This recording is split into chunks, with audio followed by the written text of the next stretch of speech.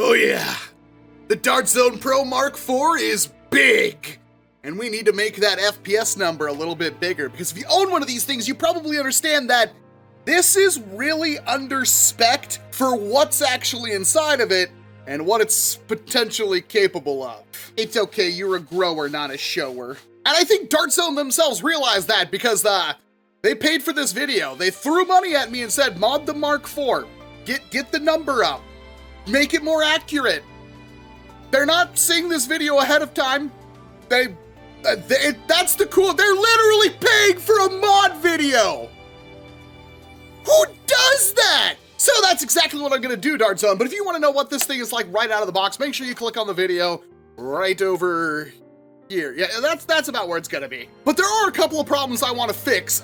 First of all, the biggest one for anybody who has a stock Dart Zone Pro Mark IV, this thing. Yeah, makes your barrel longer, but you need to be able to put your scar muzzle on this to get the accuracy that and you can't do that with this, even though it's a pretty simple fix in my opinion. But we also want to get that number up, because why the heck not? Hey, Wacom, how was the final number after you've already installed all the parts?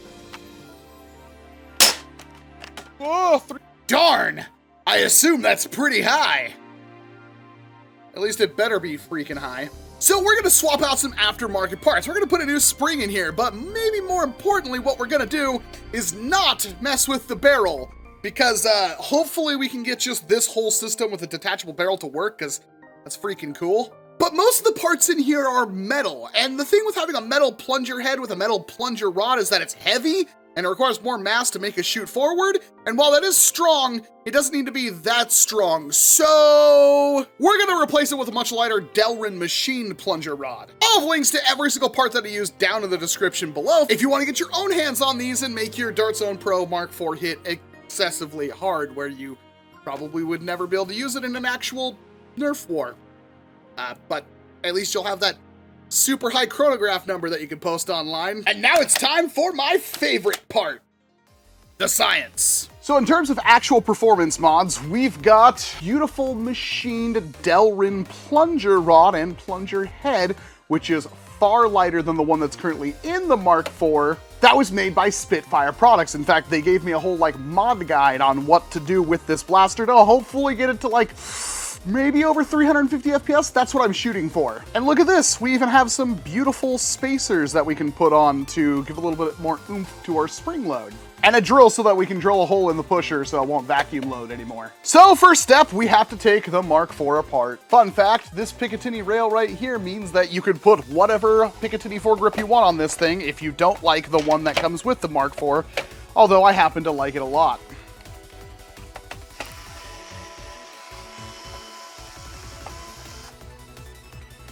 And we're in. So essentially everything that matters in your Dart Zone Pro Mark IV is gonna be made of metal, lots of metal, like this piece, which is far, far heavier than this one. So putting this in will still create a seal, a very good one, and it will move faster because this is a heck of a lot lighter. I forget I could actually test this now. So that is 51 grams. Is 34.5 grams, so that's a significant amount of less weight. We're also gonna drill a small hole in the front of this pusher right here. That will make sure that you don't vacuum load darts and should also increase performance.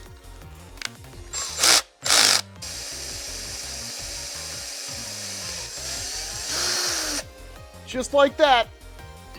We're also gonna wipe down the plunger tube in this part right here and get rid of all of the existing Dart Zone lube.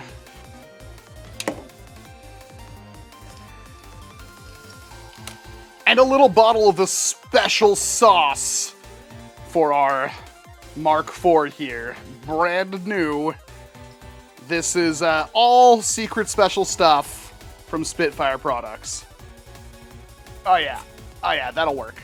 And that completes our internal modifications. We drilled a hole in the pusher, we replaced the plunger head and plunger rod with a much lighter Delrin option while removing all of the existing Dart Zone lube and put in our own secret sauce. And making sure the safety, I mean, you could delete this, but putting the safety back in is like the biggest pain in the butt of this entire blaster.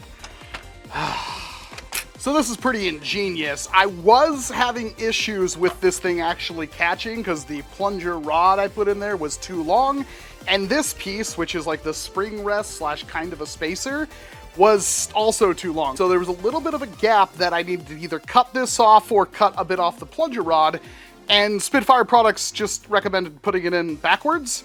So now you got like a whole inch of a spacer, and the plunger rod will fit in the hollow section. So no need for a different spacer, that's good to go. All right, so the final part of this is pretty straightforward. We just need to take out these 6 screws, and we can take apart the extended barrel, and here you can kind of see how things work. So this piece is the collet at the front, which doesn't let you do anything, and then this piece is the part that interfaces with your Mark IV. So this holds in like pretty freaking tightly. So I'm not all that worried that this will come loose, although it can.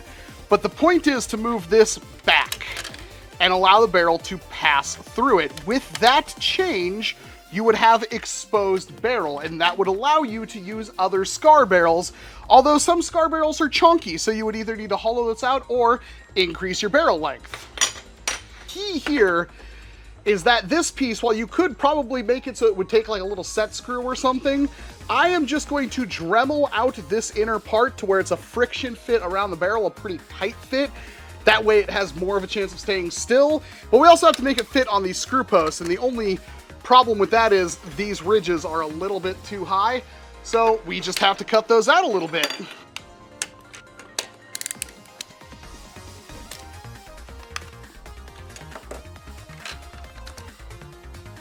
All right, now that fits on there. Now we just take a sanding wheel, put it on our rotary tool, and we're just going to kind of grind out this inner edge a little bit so our barrel can fit through there. It won't take very much at all.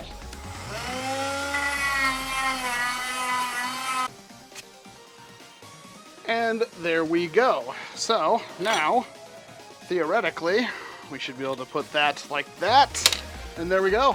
Extended muzzle brake that you can now use any scar barrel on. Here's the original barrel. Now, unfortunately, with the way their scar barrel is designed, it won't work in anything other than stuffing it in the front of the blaster. However, if you have a worker scar and you do this fix so the barrel just ends right there, you can still very easily use the worker scar, and that will be fine for about 200 FPS. All right, professional Springer tuner, I am not. However, we've got the bad boy 1.8 spring in here with a hefty spacer thanks to the stock little guide that this thing comes with, and the stock inner barrel on our barrel extension, but it's been modified so we can put a worker scar barrel on the end of it, which isn't optimal, but it's better than nothing. If I had like maybe a couple of centimeters of more barrel, I could put something else on, and you could really remount the front of it, but that's a little bit much for the scope of this video. I've got the darts the blaster came with, the Bamboo X2s, and we're gonna see what this thing can do now. 321, 315, 322, 357, that's a good number,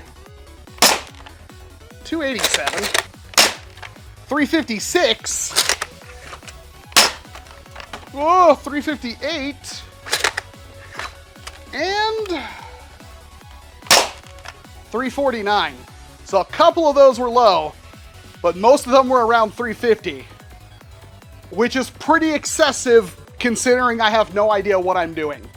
And that might be the strongest Springer I think we've ever actually chronographed on this channel. I can't wait to see what professionals can do with this thing. And now to immediately sabotage those numbers with brand new AF Pro darts. Now I want to kind of point out that these are not optimal darts by any means. These are actually like most heavy Springer users' least favorite darts. I like using them because they're the easiest ones to obtain, but most people like worker darts and more especially worker bamboo darts. I don't have any of those, so these numbers could be a heck of a lot better, but for cheap garbage darts, let's see what kind of performance we can do. Think of this as like just buying okay enough ammo. 299, 293, 299, 307, 308, another good number, 310, 300, 320, and 312. Still over 300 consistently. Some of those were a lot higher than I was expecting. There's a lot of power in this beast.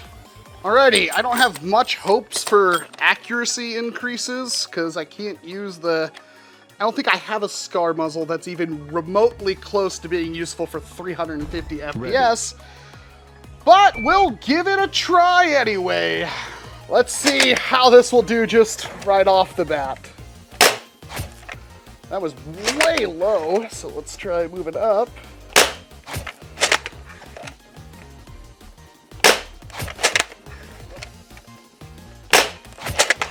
Oh, please don't have double fed.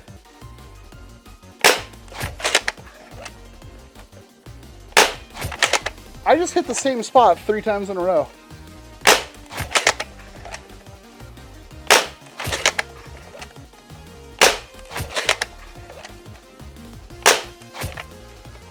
$82, not bad for the first run. Let's give it another shot because I think I have an idea of where to hold it now. We're a bit high and to the right. Shoot the target for good luck. Let's see if I can do that. Oh yeah, I can.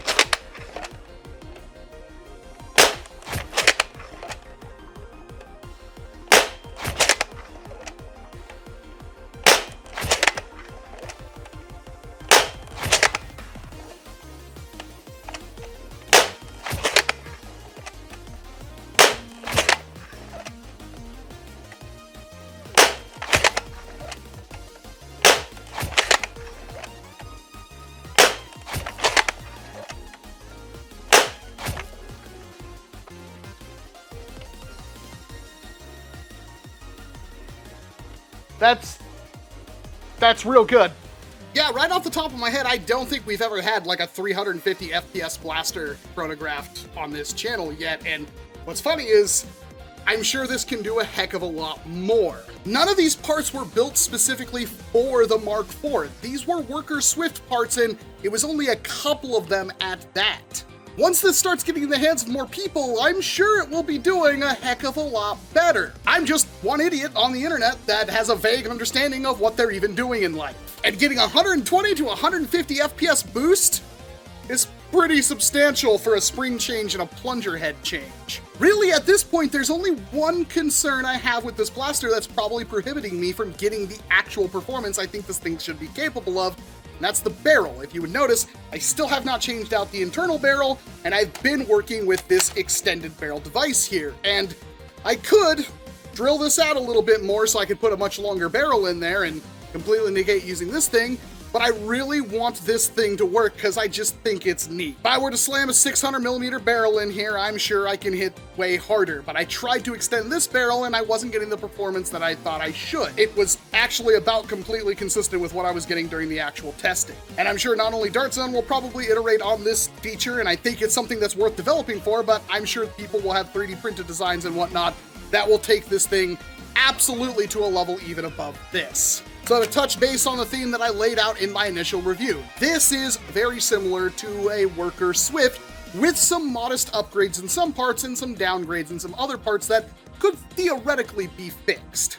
Getting a Harrier to hit 350 FPS is pretty daunting, and I should mention that this thing is still a pretty reasonable prime. And while I'm not getting 100% air seal, still getting a pretty decent one. Just fixing the air seal in here would bring the performance up even more. And during the accuracy testing, I felt like I could actually hit what I was aiming at. This was not dialed in to this blaster, so I was aiming a bit up and to the right of the target, a consistent amount. I was like aiming like above the red lines on the target to even hit that bullseye, but I felt like I could actually hit where I was aiming. So even with this cheap SCAR that you'd probably have if you've ever bought a Worker product ever, you can hit over 300 FPS and still be semi-accurate. I want to thank DartZone once again for literally just giving me money and say, hey, make another video where you mod our blaster. And they didn't really dictate what they wanted other than they wanted to see chronograph footage and they wanted to see me shoot it against my target. They didn't check this footage before I uploaded it. So while I am compensated for the video, it's not exactly a sponsored video because they don't control anything I'm saying. And what I'm saying is, I think the Mark IV is a good blaster. It's not perfect, but you can make it better. And who knows what people will be able to do with this thing in the near future. And who knows, maybe you'll see this thing again, because now I finally have something that does reliably hit 350 FPS, which is pretty darn special. Will I ever use it in a war? No, never. But it's still gonna be fun either way.